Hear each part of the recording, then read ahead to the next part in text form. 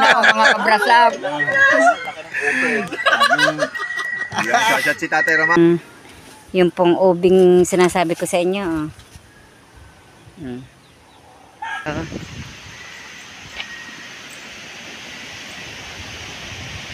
Dito.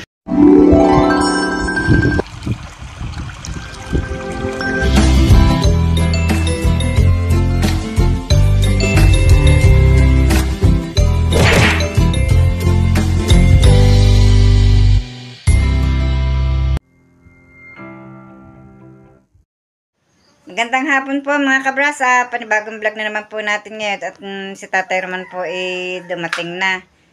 Ngayon po ay Sabado ng hapon. Yun po, dumating na po si Tatay Roman. At siya po ay... Magandang hapon po mga kabrasa. Siya po ay pupunta doon sa Kampanalig. At ichinat po ni Kapanalig na pumunta daw po doon. At may kaunti daw pong salo-salo. At... mag-happy-happy daw po yata sila. Kaya pupunta po si Tatay Roman. At ako po ay nandito ngayon sa Kampanalig at nandito po si mga team Kampanalig at nagkatuwaan po sila. Ayan po si JP, Christmas party po. si Kagrasa, ayan po si Ay, hindi ko pala uminom. si Richard. Tay, ikaw na. Tagay mo na, Tay. Ayan. Tatagin mo na ako mga kabrasab. Shoutout si Tatay Roman. Ayan yung binanatan ni Tatay. Malamig po, yan po ay gamot dito sa malamig na panahon. Aha. Si Baybayin, oh. Lagyan mong jacket. Giniginaw. Ayan po si Kuya Boy Si Baybayin. at saka si Kabugoy. Nalulungkot po at wala pong katabit, malamig. Walang lukot kasi ito eh. Christmas party natin. Parang yung Gondok. Shoutout daw sa Ayan po. Jong Luis. At yan po si aking balae, si Pare Cesar. Jong Luis. Ayan si Jomong. Nagmamakaawa. Pagbalipad. Nakakatawad yung tattoo. At nagla-live po si Jomong. Para makasahod po. Ang dami pong pulutan. Oh. $15. Makasahod po si Parang Jomong. First time niyang sumahod ako sa YouTube. Hindi pa. Ako po may dala pong timba at saka po nitong talang maliit. At ako po kukuha ng lupa na pagtatanim ng mga halaman. Dito po ako kukuha para makabata ang may lupa.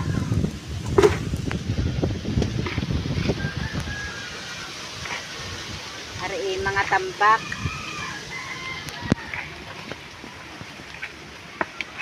Ganun kasama. Hindi ako kukuha sa mga tambak na lupa at para ito po yung matatabang lupa.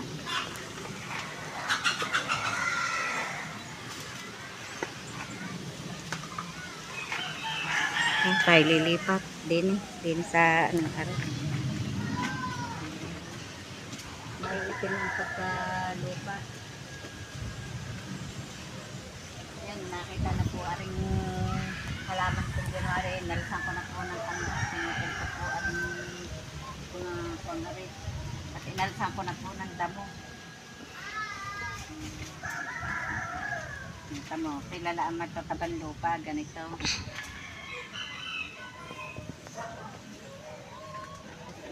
Tatamnan ko ng mga po.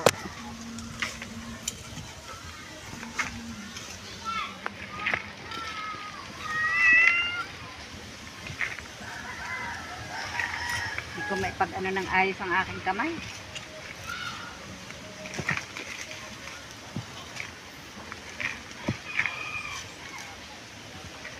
Maray na may papatagin din. Kaya ako kinukuha na ang ibang lupa. Sama na ang mga damo. Pataba din ito sa ano, sa tanim. Ang damo.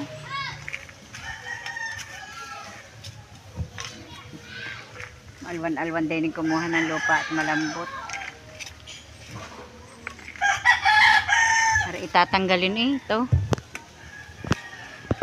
Ayusin din ito. papatagin yan hanggang diyan sa anong yan.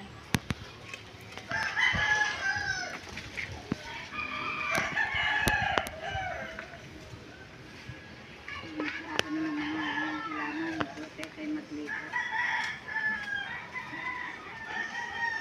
Kaya, nakakuha na po ako ng isang timbang lupa.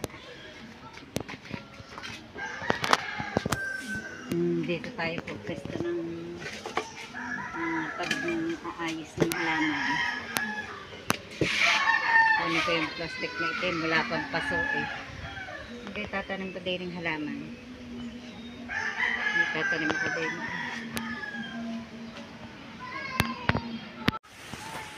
Ako po eh may dalang gulok. Ito po oh. At ako po yung maghahalabas po din sa may ilaya po ng aming pigiring are at napaka sukal na po. Yan. Akin pong uutay-utayin itong linisin. At para po hindi mahirap pag po yung pupunta din sa may pigiri po at may kukunin.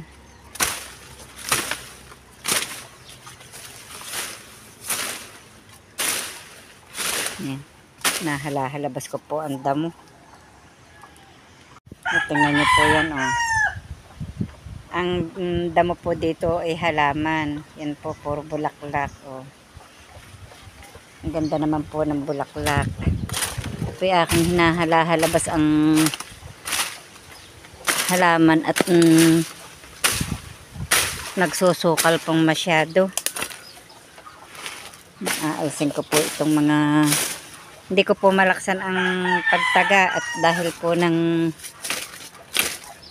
tubo po ng daanan po ng dumi ng baboy. Baka po taga ay masisira. Mika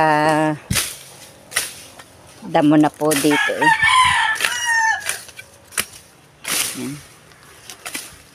Kailangan po linisan at baka po ito tigilan ng ahas.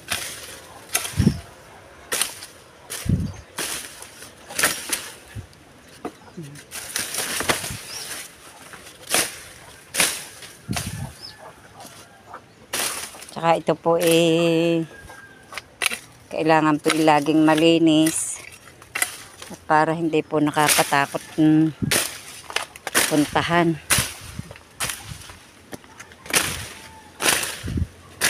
Yan.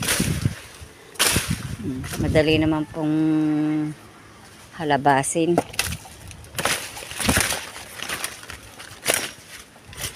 Tingnan niyo po ang ganda ng bulaklak. Oh. Sobrang dami na po dito nito. Kaya po pinuputol na po namin. Tingnan niyo po naman oh. Yan po yung halaman. Nandito po sa gubat. Ari po ipuputulin natin at ari po makakakanlong din po sa pinaka ano po ng yan. Hindi din po ako makapwersa ng pagtaga pati at masakit nga po ang aking balikat. Hindi ko na po maikampay ng ayos at hindi naman po bali kung bakit po masakit. Sabi po ng iba pasma na. Ano pong hindi mapapasma sa dami po ng ginagawa. Lalo na po pag umaga. Tapos bigla pong mababasa ang kamay. Mapapasma nga po.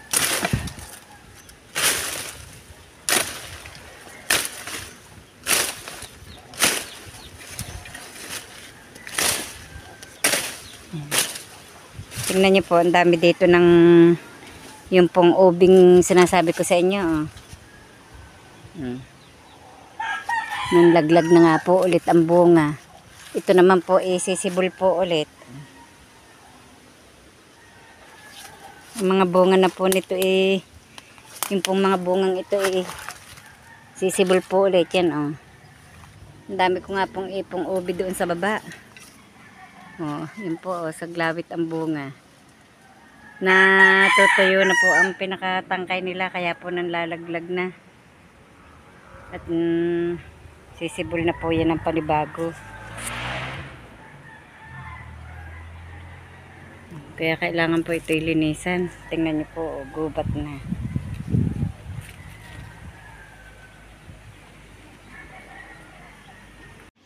At yan nga po, na tabasan ko na po ng kaunti yan. Pati po yung ilalim na yun, yan, pinagpuputol ko na po yung ibang damo. At ito nga po, ito pambandang ito ay papatagin pa. Yung para po lumuag-luag ari pong tabihan ng pigiring ari. Ito nga po lang po nung ito baka po matanggal at napakalapit po din sa dingding po ng pigiri. Ito po yung mahogany yata kung tawagin. Yan, yung pong ganyan po no. Hindi po naman akalain na makakapagawa din ng pigiri, kaya din po napatanim. Ang akin pong mga papaya mga nabali. Dahil po ng hangin. Hanggang ngayon po nga ang lakas pa ng hangin dito.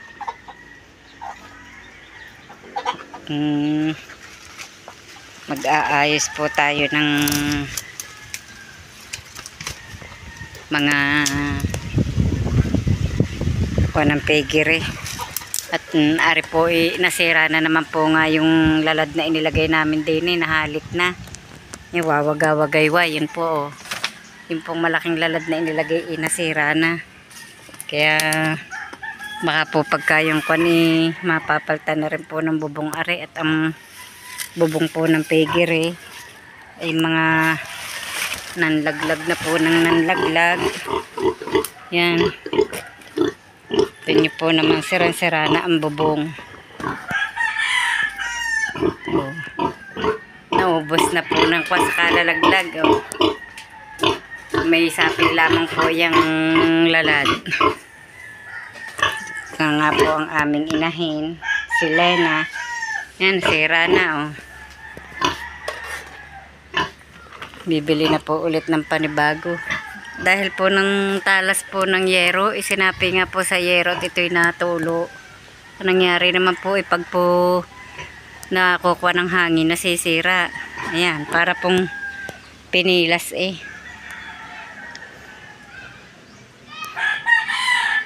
Ari nasira na rin po sa ano po ng hangin. Ari dapat inalalagyan din ng alulod.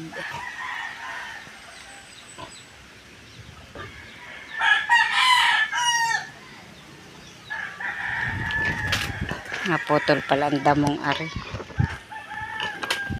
Ako po yung naghalabas doon sa may pigiri po namin yun. Pag uwi ko po ay kahoy ang akin dala. Hindi po nasayang ang aking lakad. Pag uwi po, may panggatong na. Excuse me po. Nangati po ang aking lalamunan. Pinawisan po ako kapag limot ng kahoy at paghahalabas. Nangingitlog yatang manok sa itaas na yun. Bakit maingay ang manok? Yun.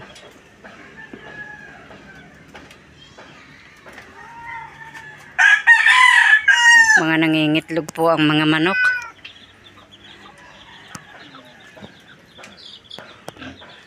Marami po iniuulam na po namin ng iba. Para po hindi na bumili. Meron nga po ditong itlog ang dami na nga po. Nalimlim na yata ang manok din yun. Minalimlim na nga. Lilimlim na nga yung manok na yun. Alin kayang manok are?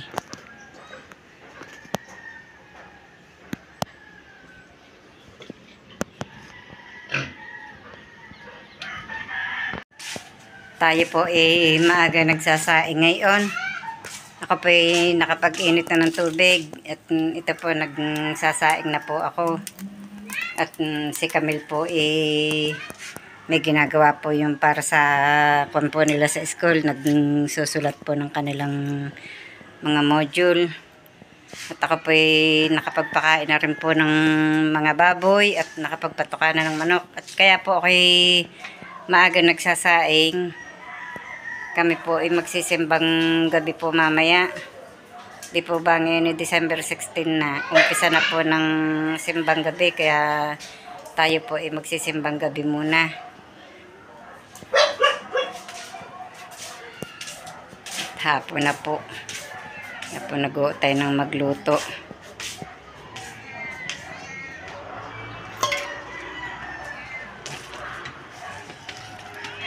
Tingnan po natin yung alaga ko pong baboy. Yun po sila, nakakain na ng hapunan. Makahiga na agad Palibasa po mga busog na.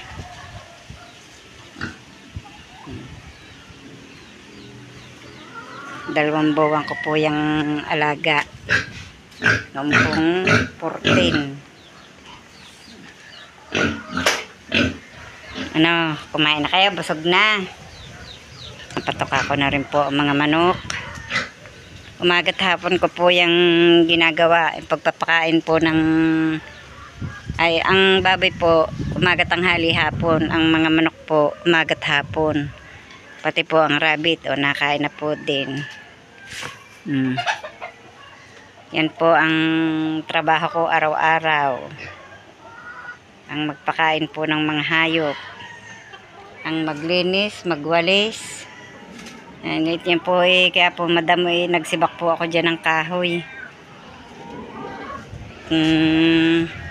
Ito nga po pala ang aking kinahoy kanina. Nilagay ko na nga po sa taasan.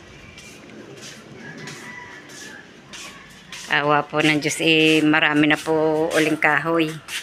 Yan na puno. May kinahoy po dyan si Tatay Romang kahapon. Tapos ako po nangahoy din kanina. Nagutay po akong mangahoy. Ako po naghalabas ng damo doon sa may pigir pag uwi ko po nagdala na po ako ng kahoy. At nakalimot po ng mga kahoy. Sayang din naman.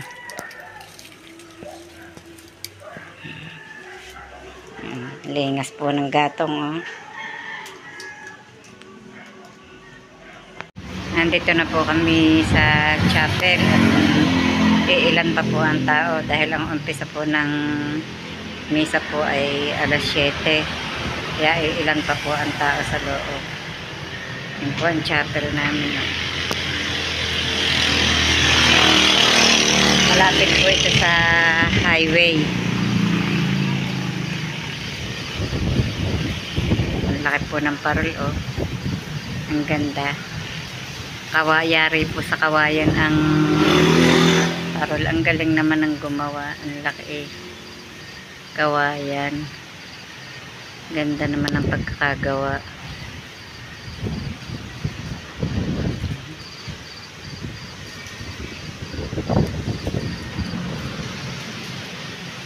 Ganda ng ilaw ng chapel.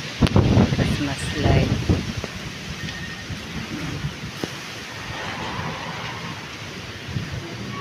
Tingnan lang yung chapel.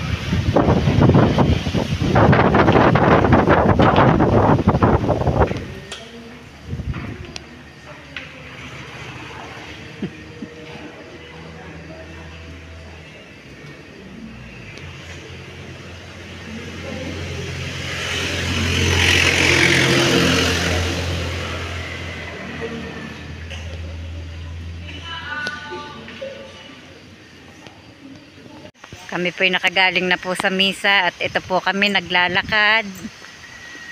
At may nadaanan po kaming magandang resort. Ayan tingnan nyo po ang ganda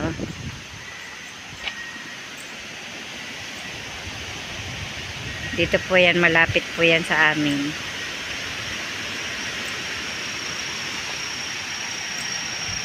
Ang ganda. Pwede po ditong anong tawag doon, Robe? Nag-aano ng kasal. Ano, pwedeng venue, reception.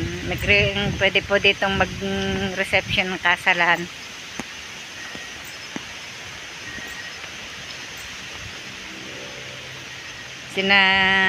Kuha noon, akala ko'y din eh.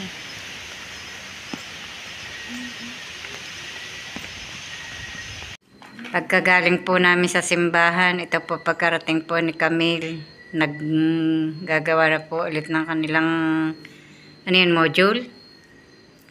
Ano yan? Yung pinagawa kanina sa school. Hindi module nga. Dami pa.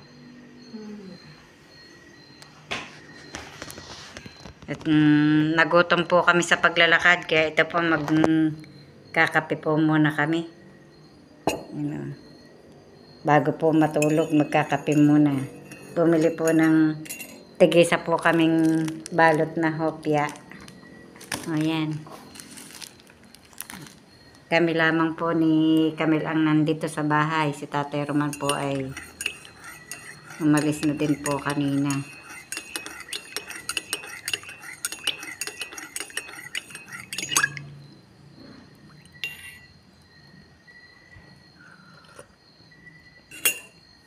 Ba yung ginagawa mong yan? Ano yan? Yung hindi ko nagawa ng ano. December 17.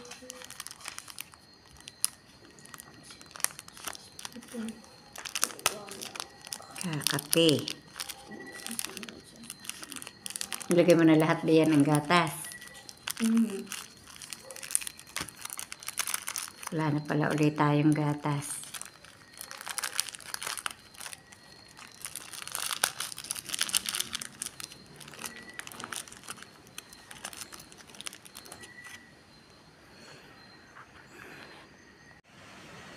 Magandang gabi po.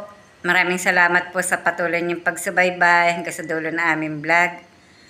At sana po, saan man kayo naroroon, mag-iingat po kayong palagi. Bye-bye and God bless.